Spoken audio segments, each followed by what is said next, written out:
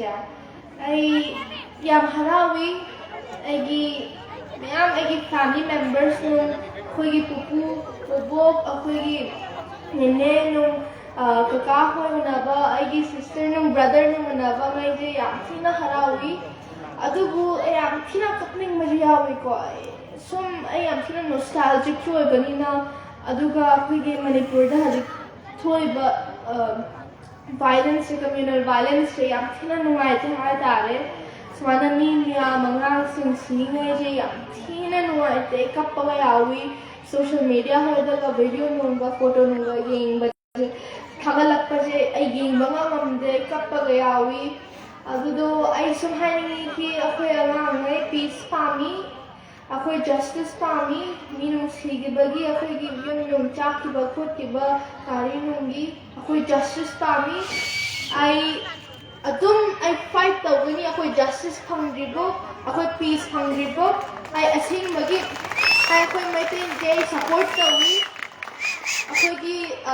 ai ku ki maramda yam bihar roge kay no ha kan mo na hai ba demand ne je impossible ngatane su ore da demand ngatane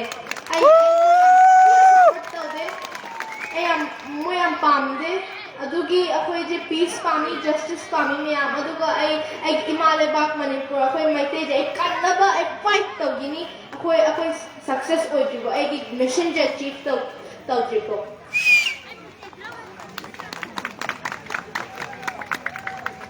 aduga me am ai gi so mai gi climate activism ga hore je ai angang me kan de gina akhoi gi manipur hai tare ai manipur da polak paje basikung da polak paje igi malai bakta khoi je yam unu panbi no yam jaba jaba khoi nai mountains gi surround da torka alluring atmosphere ge tor yam rich biodiversity ne ko adubu haji climate change thola ga haji me amna kuki hoina deforestation yung tawba je massive deforestation to plant the poppy drug plant je si climate change loi tholi am thina pamde adudo ai akhoi haji ki rich biodiversity hotspots je akhoi haji climate hotspots namu onto create unung leibado haji lai akhoi beautiful mountain ko do haji oi that ore e am thinu ai si climate change loi tholi ne aduga ai chahi mari rana ai bhubaneswar odisha dana ai schooling gi ha tare school tamna ba ai adu da grow up tawi ai gi adu matamda ai hawli kan da bhubaneswar odisha dana ai cyclone Titli 2018 the face tawi adu ga mo cyclone Fani 2019 the face tawi adu only cyclones the it was 2 years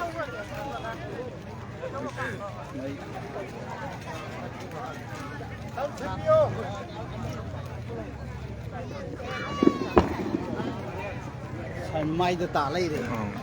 microphone mai da ta hello okay mic check yeah adu doina cyclone ani aina face to bodo ai amang wori kam 2018 ke 2019 da odisha da yam tina nuai ta ba phawi kai no ha kan da ai gi met ki mamang na aina yam amang sida yam ne ngai je mu ki imam ba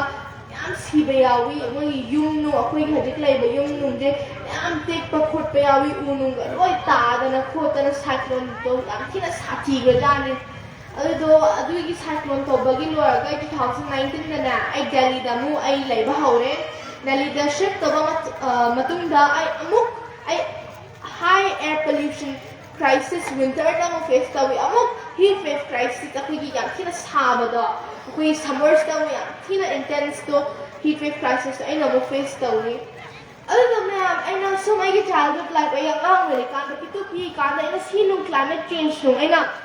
face work baja I know I want to thoughts no questions no like ko ki si kamay na tawray no I know si angang gi mama papa si na kay gino je ay na ay gi usa ngai da hangi ko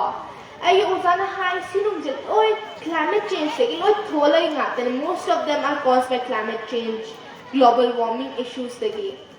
aduga ay na hangi gi climate change kay no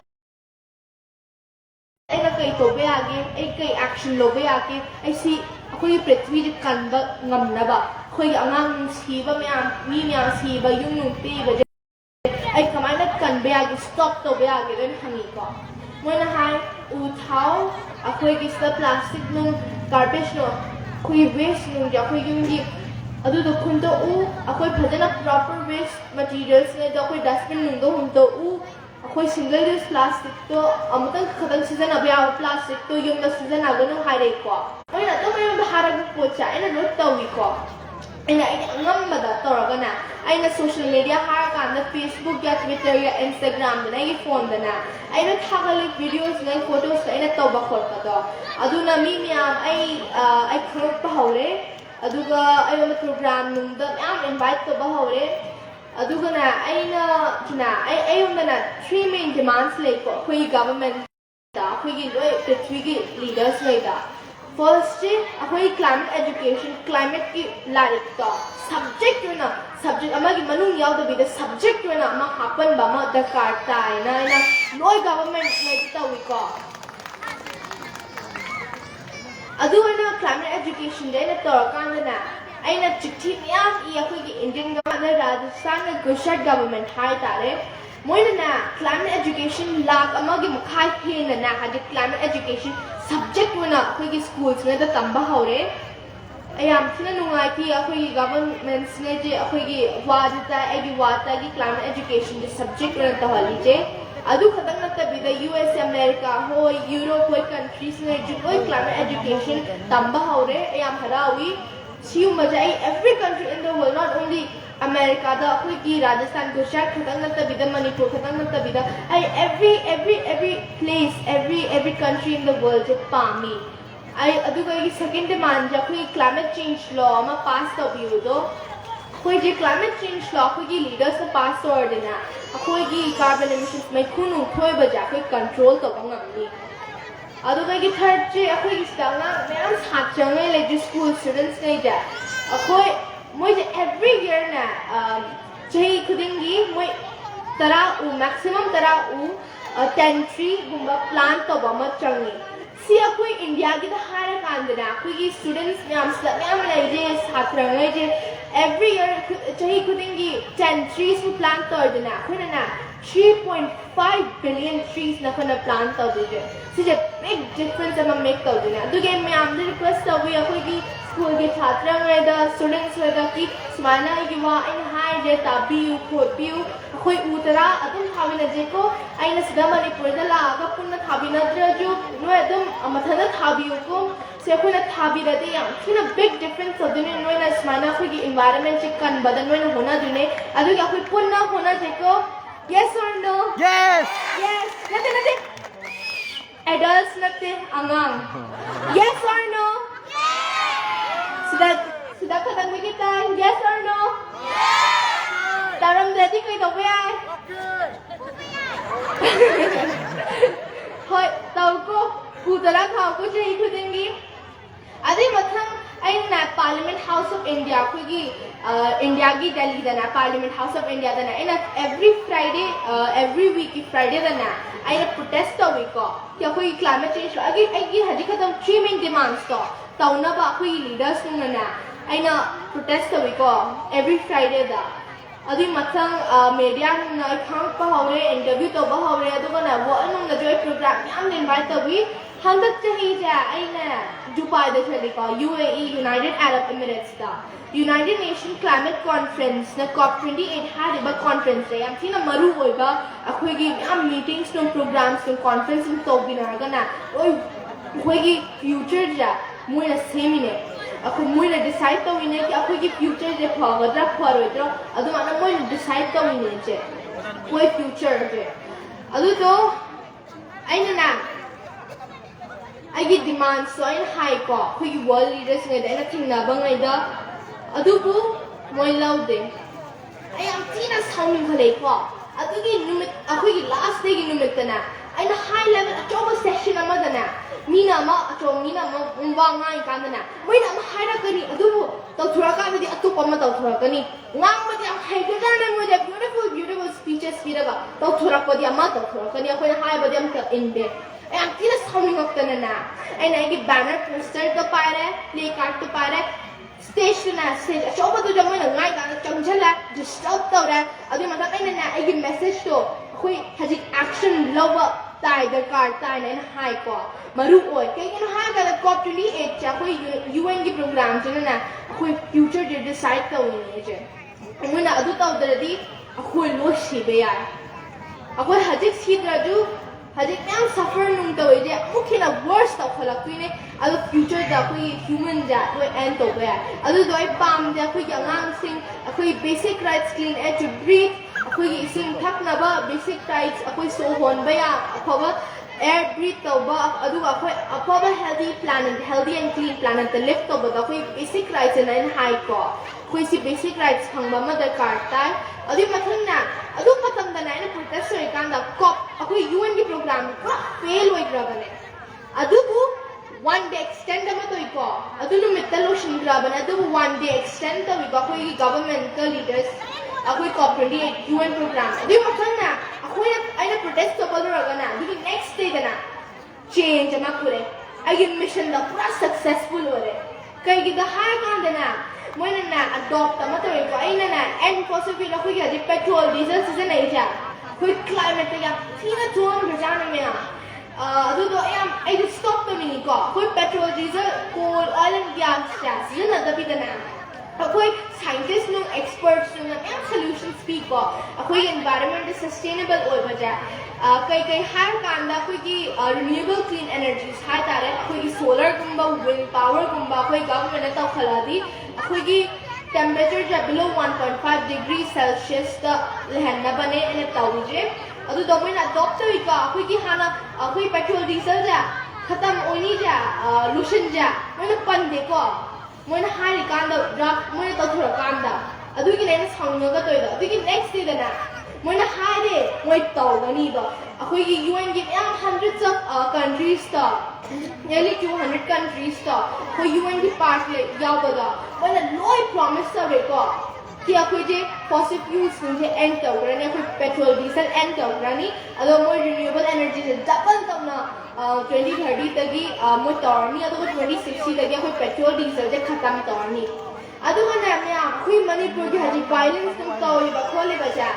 आइना ना अखोई की America अखोई की leaders अचोका leaders तना आइना उनर कांदा आई पता कांदा आई तुम हाई को आई मणिपुर जे सुना मी याम सी अमा याम हाट का कोट पतावी अदुगा हजी को मोय युम दगी हलक्ती मोय की डेड बॉडीज याम लाई खोली याम किना साथीबा वायलेंस हजी कना तौरी याम नुआई ते खोते आई तुम हाई को अखोई की हजी की रियल सिचुएशन जा अदुगा मोय अदुम ताबी मोय जो पीस की जा कना प्रे तौरी अखोई की जे अदु खतम लत बिदाई की कॉन्फ्रेंस तुम इवेंट्स तुम जो आया तुम हाई को तौरी मीडिया के दजु की अखोई की मणिपुर द के हुई जे की नु न कमाना सवाना डिफॉरेस्टेशन तो अगर क्लाइमेट चेंज का मरी तो नहीं दा कोई ने उ का चलाती अखोई की यार क्लाइमेट चेंज वाटर स्कार्सिटी इसी फंग दे ना अदु नु एना ड्राउट्स नु अखोई सिंग नु कंजन बा खोपा अदु नु एना लोय पादी अदु मोय अदु माय की ताबी मोय ना जुम एना इंटरव्यू तो कांदा की पैनल नु आई कॉन्फ्रेंस नु आई लोय हाय बे यावी अदुबो म्यामैना आई हाइबिरकिको आई जा तुम एवरी टाइम ना आई मणिपुर की जा आई हाइब ngамदे कइगिनो हा खांदा यूएन की कॉन्फ्रेंस जा ग्लोबल इश्यूज होइको प्रॉब्लम्स जा मखन याम लेको अदुगो मणिपुर की जा आई तुम बेस्ट ट्राई तो वीकी आई खुदों जाबा अमेक द चांस पंगा दा मणिपुर के तुम हाइको अदुगो आई एवरी टाइम हाइब ngамदे कइगिनो टॉपिक जा मानदबनिना स्वाना अखोय जे अखोई की क्लाइमेट चेंज की सुन अखोई की फॉसिल फ्यूल्स आई हाज एंड तो बजा अदुगा आई मणिपुर की हाइजल अदी याद करना अदुगी म्याम जी अंडरस्टैंड तो भी अदुबु आई तो मैं की चांस फॉर कांदा आई तो हाई खोली आई हंता मुझे की यूएन दो जो प्रोग्राम दा आई लो मीडिया दा हाई की स्पीच दा हाई इंटरव्यू दा हाई आई लीडर्स नु अचोबा यूएन की ह्यूमन राइट्स की उनर कान आई हाई अदु मोय जे हाजिक अखोई मणिपुर करना बा आई हाई को मोय अखोई पीस फंगना कोई जस्टिस फंगना अदुमाइना मोय तुम मोय की तौबा याबा मोय तोरकनी हाई अखोई मणिपुर की वायलेंस स्टॉप तौनबा लीडर्स नु वा ngamnanaba मोय अदुम तौवी अदुमाइना आई अदु कॉन्फ्रेंस हे खलाबा ना डेट 13 डेट 12 तो हलक पने को अखोई दिल्ली दा अदु लोरका आई वन वी स्कूल का अरे 14 दा दी मतलब 15 दा आई मैं मणिपुर दा थोले मैं आप दोनों ना बा अखोई की मणिपुर की ꯑꯩꯅ ꯍꯟꯗꯛ ꯃꯅꯤꯄꯨꯔ ꯊꯣꯛꯂꯛꯏꯁꯦ ꯃꯌꯥꯝ ꯎꯅꯅꯕꯅꯦ ꯑꯩꯈꯣꯏꯒꯤ ꯁꯨꯝ ꯗꯤꯁꯄ꯭ꯂꯦꯁ ꯑꯉꯥꯡꯁꯤꯡꯗꯣ ꯔꯦꯐ꯭ꯌꯨꯖꯤ ꯀꯦꯝꯞꯁꯇ ꯂꯩꯔꯤꯉꯩꯗꯣ ꯑꯩ ꯎꯅꯅꯕ ꯂꯥꯛꯄꯅꯦ ꯑꯩꯈꯣꯏꯒꯤ ꯗꯦꯜꯂꯤꯗꯒꯤ ꯑꯩꯅ ꯈꯤꯇꯪ ꯍꯦꯜꯞ ꯃꯇꯦꯡ ꯄꯥꯡꯕ ꯈꯤꯇꯪ ꯑꯩꯒꯤ ꯁꯥꯏꯠꯇꯒꯤ ꯈꯔ ꯁꯥꯟꯅꯄꯣꯠꯀꯨꯝꯕ ꯈꯔ ꯄꯨꯕꯤꯔꯛꯑꯦ ꯃꯣꯏꯒꯤ ꯁꯨꯝ ꯈꯔ ꯁꯨꯝ ꯍꯔꯥꯎꯅꯕ ꯉꯥꯛꯇꯪꯒꯤ ꯍꯔꯥꯎꯔꯁꯨ ꯑꯩ ꯃꯣꯏꯒꯤ ꯁ꯭ꯃꯥꯏꯜꯗꯣ ꯑꯩꯉꯣꯟꯗ ꯌꯥꯝ ꯊꯤꯅ ꯕꯤగ్ ꯑꯩꯉꯣꯟꯗ ꯌꯥꯝ ꯊꯤꯅ ꯕꯤగ్ ꯃꯤꯟ ꯇꯧꯏ ꯑꯩꯉꯣꯟꯗ ꯌꯥꯝ ꯊꯤꯅ ꯃꯤꯟ ꯇꯧꯏ ꯃꯣꯏꯅ ꯈꯤꯇꯪꯒ ꯁ꯭ꯃꯥꯏꯜ ꯇꯧꯕꯤꯔꯁꯨ ꯃꯣꯏꯒꯤ ꯏꯃꯥ ꯕꯕꯥ ꯃꯌꯥꯝ ꯁꯤꯕ ꯌꯥꯎꯏꯗꯅ ꯌꯥꯝ ꯊꯤꯅ ꯅꯨꯡꯉꯥꯏꯇꯦ ꯑꯩ ꯀꯞꯄꯒ ꯌꯥꯎꯏ ꯑꯗꯨꯗꯣ ꯑꯩ ꯁꯨꯝ ꯃꯣꯏ ꯉꯥꯛꯇꯪꯒꯤ ꯍꯔꯥꯎꯅꯕ ꯑꯩꯒꯤ ꯁꯨꯝ ꯑꯩꯒꯤ ꯕꯦꯁꯇ ꯑꯩ ꯄꯨꯔꯛꯄꯅꯦ ꯑꯗꯨꯒ ꯑꯩ ꯃꯅꯤꯄꯨꯔꯗ ꯊꯣꯛꯂꯛꯏꯁꯦ ꯑꯩ ꯑꯃꯒ ꯔꯤꯖꯟ ꯑꯣꯏ ꯑꯩ ꯂꯝꯐꯦꯟ ꯄꯥꯠꯇ ꯂꯥꯛꯄꯅꯦ ꯂꯝꯐꯦꯟ ꯄꯥꯠ ꯌꯦꯡꯅꯕ ꯀꯩꯒꯤꯅꯣ ꯍꯥꯏꯔꯀꯥꯟꯗ ꯃꯌꯥꯝ ꯌꯔꯁꯇꯒꯤꯅ ꯂꯝꯐꯦꯟ ꯄꯥꯠ ꯂꯦꯛꯁꯦ ꯑꯩꯈꯣꯏꯒꯤ ꯂꯦꯛꯁꯦ ꯁꯤꯔꯒ ꯂꯩꯔꯕꯅꯦ ꯗ꯭ꯔꯥꯏ ꯑꯣꯏꯔ ꯀꯪꯉꯒ ꯑꯗꯨ ꯁꯤꯕꯗꯣ ꯍꯧꯖꯤꯛ ꯑꯩꯈꯣꯏꯒꯤ ꯒꯚꯔꯟꯃꯦꯟ ꯑꯩꯈꯣꯏꯒꯤ honourable chief minister N Biren Singh Manipur government ꯍꯣꯏꯅ ꯍꯧꯖꯤꯛꯅ ꯃꯣꯏꯅ ꯃꯌꯥꯝ ꯃꯣꯏꯒꯤ efforts ꯃꯌꯥꯝ ꯇꯧꯏꯀꯣ ꯄꯨꯠ ꯇꯧꯏ ꯑꯩꯈꯣꯏꯒꯤ ꯂꯦꯛꯀꯨꯝꯕꯁꯦ एनवायरमेंटꯒꯨꯝꯕ ꯀꯟꯅꯕꯗ ꯑꯩꯈꯣꯏ ꯅꯦꯆꯔꯒꯨꯝꯕ ꯕꯥꯏꯑꯣꯗꯥꯏꯕꯔꯁꯤꯇꯤꯒꯨꯝꯕ ꯋꯦꯠꯂꯦꯟड्सꯒꯨꯝꯕ ꯔꯤꯚꯔꯁꯀꯨꯝꯕ ꯀꯟꯕꯁꯦ ꯑꯩ ꯌꯥꯝ ꯊꯤꯅ ꯍꯔꯥꯎꯏ ꯑꯗꯨꯒꯨꯝꯕꯗ ꯇꯧꯕꯁꯦ ꯑꯗꯨꯒ ꯑꯩ ꯁꯤꯗ ꯌꯦꯡꯕ ꯂꯥꯛꯄꯅꯤ ꯀꯤ ꯃꯣꯏ ꯀꯃꯥꯏꯅ ꯇꯧꯔꯤꯒꯦ ꯑꯩ ꯁꯣꯁꯤꯌꯦꯜ ꯃꯤडिया ꯅꯨꯡꯗ ꯊꯥꯒꯠꯄ ꯈꯣꯠꯄꯗꯣ ꯑꯩ ꯌꯦꯡꯕꯗꯣ ꯑꯩ ꯌꯥꯝ ꯍꯔꯥꯎꯏ ꯃꯣꯏꯅ ꯑꯗꯨꯒꯨꯝꯕ efforts ꯇꯧꯏ ꯑꯗꯨꯕꯨ ꯃꯣꯏꯅ ꯑꯗꯨꯃꯥꯏꯅ efforts ꯑꯩꯈꯣꯏꯅ ꯄꯨꯠ ꯇꯧꯔꯤꯕ environmentꯁꯤ ꯋꯥꯔꯜꯗꯒꯤꯗ ꯌꯥꯝ ꯊꯤꯅ big example ꯑꯣꯏꯕ ꯌꯥꯏ ꯑꯩꯈꯣꯏ ꯄ꯭ꯔꯤꯊꯤꯕꯤ ꯄꯨꯝꯅꯃꯛꯇ ꯑꯩꯈꯣꯏꯒꯤ ꯕꯥꯏꯑꯣꯗꯥꯏꯕꯔꯁꯤꯇꯤ ꯀꯃꯥꯏꯅ ꯀꯟꯒꯦ ꯑꯩꯈꯣꯏꯒꯤ ꯏꯃꯥ ꯂꯩꯕꯥꯛ ꯃꯅꯤꯄꯨꯔꯅ ꯀꯃꯥꯏꯅ ꯇꯧꯒꯦꯗꯩꯅ big shining example ꯑꯣꯏꯀꯣ ꯑꯗꯨꯕꯨ ꯑꯗꯨꯃꯥꯏꯅ ꯑꯩꯈꯣꯏ ꯒꯚꯔꯟꯃꯦꯟꯠꯅ ꯑꯗꯨꯃꯥꯏꯅ ꯑꯩꯈꯣꯏꯒꯤ environment कन्नबा होनाबजे अदुमाना अखोगी मणिपुर violence दा सुम सी मी मियाम सीबा खोटबा कन्नबा अदो सी violence end तौनबा होनारदी याम थिना हराउगनी अदुगे रिक्वेस्ट तौजे के अखोई government of India government of Manipur याम थिना मोगी बेस्ट एफर्ट पुट तौई सी violence end तौनबा I pray for peace and Licypriya तौई अखोगी अमांगी अमोई parents लोना बाबा सपेट तौबा I stop तौनिंगी अदुगा मीनुंग सीबा खोटबा मीनुंग मीम्या